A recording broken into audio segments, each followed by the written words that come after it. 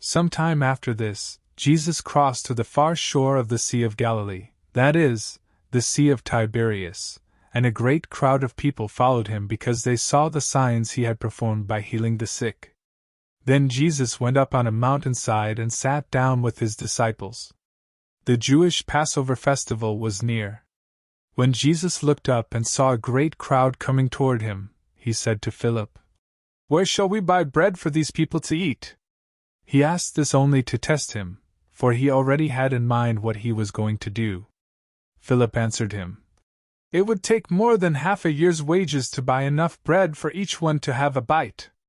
Another of his disciples, Andrew, Simon Peter's brother, spoke up.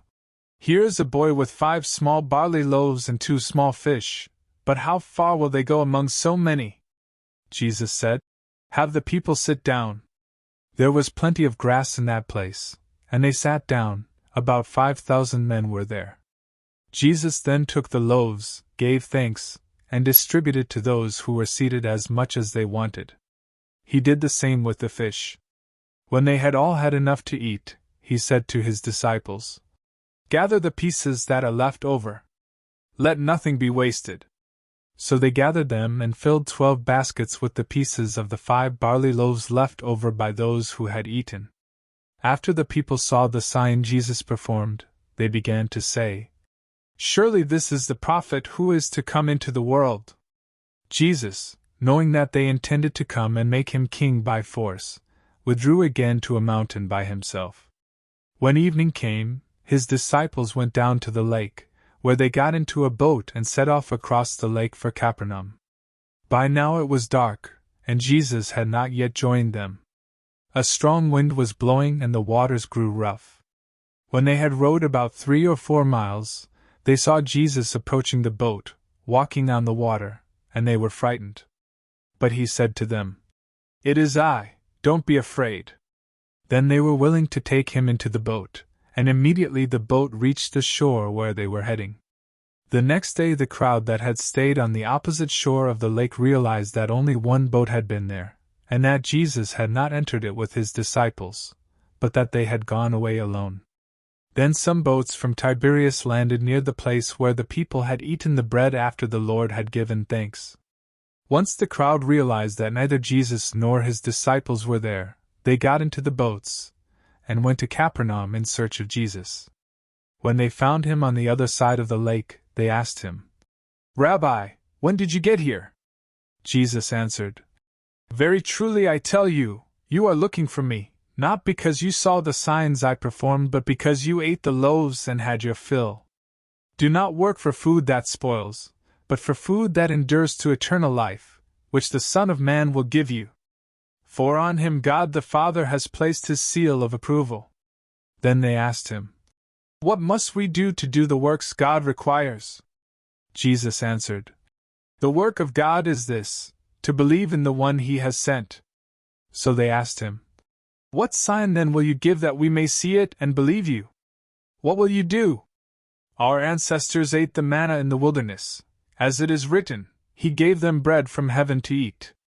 Jesus said to them, "Very truly I tell you, it is not Moses who has given you the bread from heaven, but it is my Father who gives you the true bread from heaven. For the bread of God is the bread that comes down from heaven and gives life to the world." "Sir," they said, "always give us this bread." Then Jesus declared, "I am the bread of life. Whoever comes to me will never go hungry, and whoever believes in me will never be thirsty. But as I told you, you have seen me and still you do not believe. All those the Father gives me will come to me, and whoever comes to me I will never drive away. For I have come down from heaven not to do my will but to do the will of him who sent me. And this is the will of him who sent me, that I shall lose none of all those he has given me, but raise them up at the last day. For my Father's will is that everyone who looks to the Son and believes in him shall have eternal life, and I will raise them up at the last day." At this the Jews there began to grumble about him because he said, "I am the bread that came down from heaven." They said, "Is this not Jesus, the son of Joseph, whose father and mother we know? How can he now say, 'I came down from heaven'?" Stop grumbling among yourselves. Jesus answered, No one can come to me unless the Father who sent me draws them, and I will raise them up at the last day. It is written in the prophets, they will all be taught by God. Everyone who has heard the Father and learned from him comes to me. No one has seen the Father except the one who is from God. Only he has seen the Father. Very truly I tell you, the one who believes has eternal life. I am the bread of life. Your ancestors ate the manna in the wilderness, yet they died. But here is the bread that comes down from heaven, which anyone may eat and not die. I am the living bread that came down from heaven. Whoever eats this bread will live forever. This bread is my flesh, which I will give for the life of the world. Then the Jews began to argue sharply among themselves. How can this man give us his flesh to eat? Jesus said to them, Very truly I tell you, unless you eat the flesh of the Son of Man and drink his blood, you have no life in you. Whoever eats my flesh and drinks my blood has eternal life, and I will raise them up at the last day. For my flesh is real food and my blood is real drink. Whoever eats my flesh and drinks my blood remains in me, and I in them. Just as the living Father sent me and I live because of the Father, so the one who feeds on me will live because of me. This is the bread that came down from heaven. Your ancestors ate manna and died, but whoever feeds on this bread will live forever. He said this while teaching in the synagogue in Capernaum. On hearing it, many of his disciples said, This is a hard teaching. Who can accept it?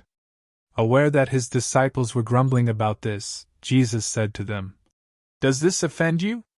Then what if you see the Son of Man ascend to where he was before? The Spirit gives life, the flesh counts for nothing. The words I have spoken to you, they are full of the Spirit and life. Yet there are some of you who do not believe. For Jesus had known from the beginning which of them did not believe, and who would betray him. He went on to say, This is why I told you that no one can come to me unless the Father has enabled them. From this time many of his disciples turned back and no longer followed him. You do not want to leave too, do you? Jesus asked the 12. Simon Peter answered him, Lord, to whom shall we go? You have the words of eternal life. We have come to believe and to know that you are the Holy One of God. Then Jesus replied, Have I not chosen you, the 12? Yet one of you is a devil. He meant Judas, the son of Simon Iscariot, who, though one of the 12, was later to betray him.